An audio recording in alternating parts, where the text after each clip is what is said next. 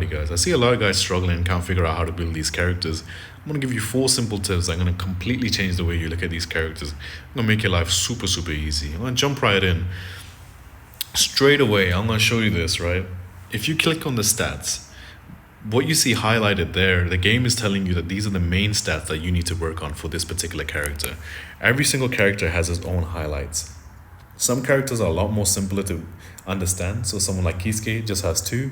Someone like Ikaku, really basic damage dealer. So the main priority for him is always going to be this. Every damage dealer you're going to see will always have this kind of thing. Every basic damage dealer.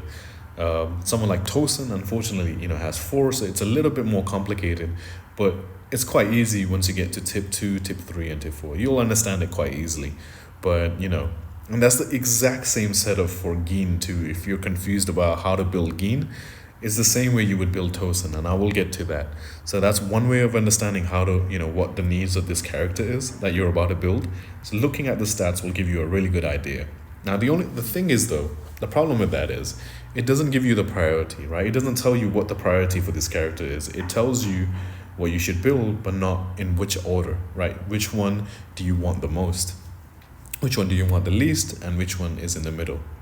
So I'm going to start with Kisuke. Now the thing you want to look at to figure that out, so tip number 2 is look at their ultimates. The ultimates are the best way to figure out what the character is asking for you. So now in Kisuke's case, that is crit damage. So the higher his crit damage is, the better his ultimate is going to be for the team. The second thing is, right here, how to figure that out is if you look into his skill, it doesn't scale off anything. So there's nothing you can do here, right? So that then the whole priority for this guy is this. So in that case, you want that ultimate to be popping off every single time you switch to Kisuke. So you want to make that as easy as possible. So naturally then this takes priority because that is the main focus of this character. And then that is the case for every single support character, because their ultimate, essentially their whole character is based around their ultimate. So they're kind of like one-trick ponies, but in Kisuke's case, he does do more than one thing. But you get what I'm saying, right? So this is priority number 1, and this is priority number 2. But this priority number 2 is true for every single support character. Go to, what's her name again? Yachiru. So you go to Yachiru, nothing else, because she doesn't scale off, like her skills don't scale off anything. It's just a base increase, whatever she does. So her main thing is ultimate recharge. You go to Momo, the only thing it suggests is ultimate recharge. They're not tanks, they're not DPSs, they're not shielders, they're not healers, whatever. Their whole thing is just popping their ults off, and then obviously whatever their techniques are. But you can't really influence techniques outside of their weapon stamps or whatever. But you can then influence ultimates. Now the only exception then being is Kisuke, and right now Orihime, because her ultimate and skills scale off her HP. But again, as you can see, she is a support character, so again it highlights and prioritizes ultimate recharge. But this will always take number 1 priority. This will always be number 2 priority. Done that.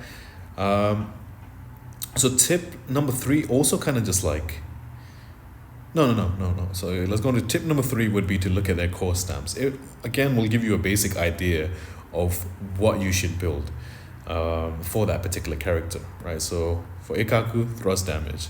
For Shikai Ichigo, slash damage. So that's another, that's the focus of the substats or basic stats that you should be focusing on for your stamps. So that's tip number 3, to look at their core stamps. It will give you the best idea of what the priority number 1 is in terms of stat building for that particular character. Now tip number 4, less of a tip, more of a fact that you really shouldn't like stress yourself out when it comes to RNG, because the thing is, these are the most important things of building their stats up, and they can be quite tedious because RNG can really backfire. It can take you like 10 turns, 20 turns, 30 turns before you get a stamp that's actually usable. Now again, the priority for this particular character is ultimate damage. So obviously you're going to focus on that. You want that pretty much in every single one of these stamps. Then same with crit rate. You need these 2. It's a must. There's no compromising on it, especially on a support character that's going to be consistently on the team.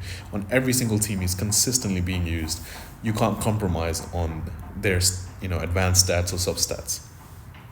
And then right in the middle is by far the most important piece for any of these characters, because that's where they get the most in terms of percentage, right? So same with HP, same with defense, same with attack, same with crit rate, crit damage.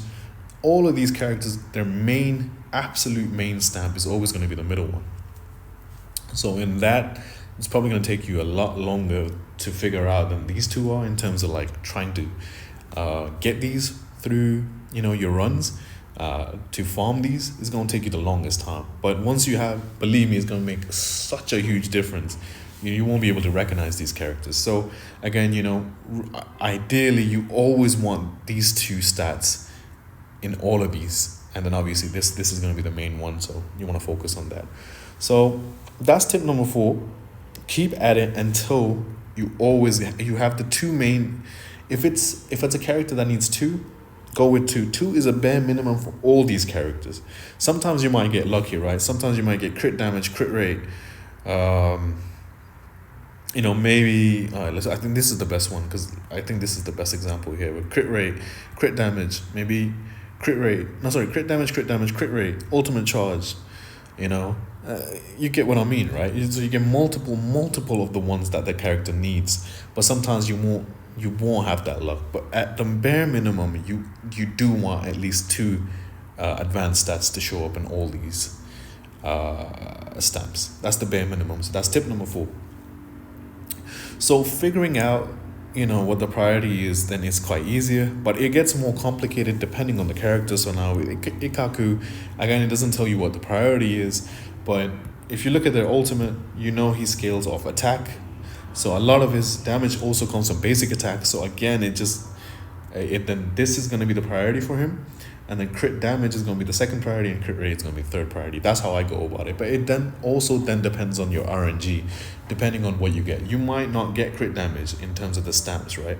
You might get crit rate here, which is fine. There's nothing wrong with that. You could go with crit rate there, crit damage there, crit rate there, so on and so on. You get what I mean, right? It doesn't matter. Then that becomes your priority, depending on your RNG. If you got crit rate and you didn't get crit damage, it doesn't mean you need to keep going another 20-30 attempts until you get crit damage, because you can still be just as effective as this is without this being that high, because again, Kisuke will give you another crit damage percent increase.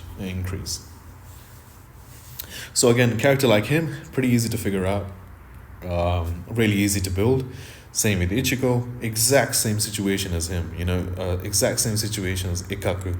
You want to build his attack up. Now priority, in terms of priority, this is cool. If you get slash damage, perfect. Same with him, same with all of these characters.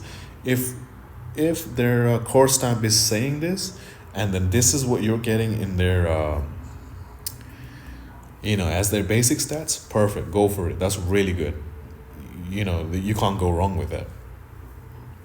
But then a character like Gin, Gin too, because Gin and Tosen, you can build them exactly the same, and they're going to be monsters, absolute monsters.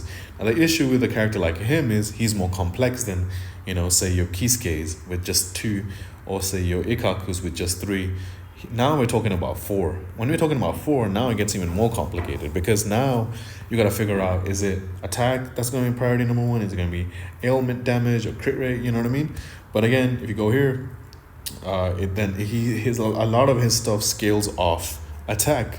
So again, I would prioritize attack, but because he has ailment damage that he scales off, you could then prioritize, this could be number 1 as your priority list, this could be number 2, and this could be number 3. But again, it depends, right? It depends on your RNG. Depending on your RNG, then you can build around that. But again, it really just comes down to what what kind of stamps you're getting. My stamps for him aren't that great, but you get the idea. I feel like I've explained enough. I don't want to make this into like a 50-minute video that no one watches. I really hope the stuff that I explained, especially with the stats, because you can look everywhere online. No one is explaining this. No one is telling you this stuff. So I had to figure this out myself. I don't really watch anybody else. So, but even if you type it in like YouTube or stuff, people got like long videos. Man, I ain't watching all that. I feel like these simple tips will give you enough of an idea to how to go about building these characters. That's how I build them. and I've been having a really good time. I haven't been struggling, and it's every single character I've been using has been really effective. So guys, try that out. Hopefully that does help you, especially if you're confused. Because I look at I look at this world chat and stuff, and sometimes people share their characters, you know, all characters, new characters. I mean, he probably knows what he's doing, but you get what I mean. Like, you look at these characters and they build them so badly. Now his isn't bad at all. I think that's a really good one. But I saw someone with like, I don't know, I think it was like 50, 60 crit damage, and like the stats were all over the place. He had like, whatchamacallit, he had like spirit damage here. And I was like, what? There's so many people that build their characters like that. It's ridiculous, so it does come down to sort of like understanding how the game works. Once you get like a basic idea, your characters are going to be that much more effective. So I mean, these are really good though. They're not bad. A lot of these characters are decent. But I mean, the ones I was seeing earlier today, gosh, man, they needed help, man. It's kind of sad too, because then I would see like people asking for help in the comments, and they would be like, delete the game, uninstall, you're this and that, and you're this, and I feel so bad for those guys, man. Because I mean, really, is this so tough? Could you just explain this to someone and be like, click stats? That's all you really need to figure out. Come on, guys, be better, man. Don't, you know what I mean? I don't like people like messing around with these poor guys, man. They haven't played the game before, man. Or maybe they're new to the whatever. But I don't know. I hope it helps anyone that is struggling. And if I'm wrong, feel free to correct me in the comments. It just probably make me a better player anyway. But anyway, guys, I hope that helps you. I'll catch you guys later.